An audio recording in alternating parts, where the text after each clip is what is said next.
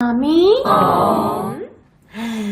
අද මම ඉස්කෝලේදී කොල්ලෙක්ට ගැහුවා. ගැහුවා? වයි බබා. ඌ මගේ මක්කේ කෑවනේ. මීන්වයිල් හිච්චලගේ ගෙදර මොකද හිච්චු මේ අඬන්නේ? අපේ පන්තියේ මාක්‍රට් මගේ පැන්සල කෑවා. පැන්සල කෑවා? පාර ඔලුවටත් ගැහුවා. ඈ? ඇයි? කොහෙලා නැක්දුවේ? රේල් පාර ගාව.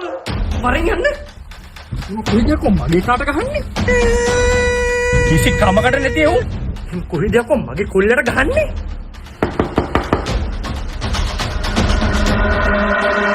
කසුනි? ඔව් ඔයාලා හිතුව දේ හරි. එයාලා කාලෙකට කලින් ප්‍රේමවන්තයෝ.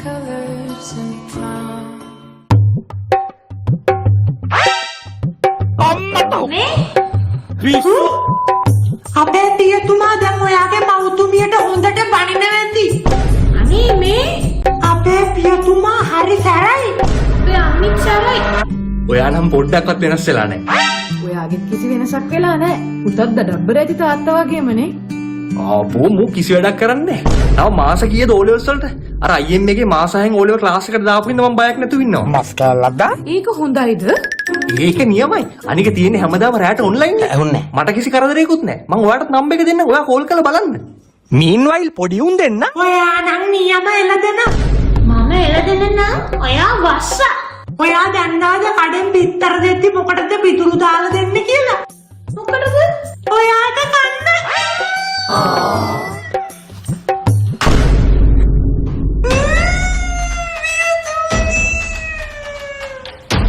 මේ කියායම මගේ ඔළුවට ගැව්වා.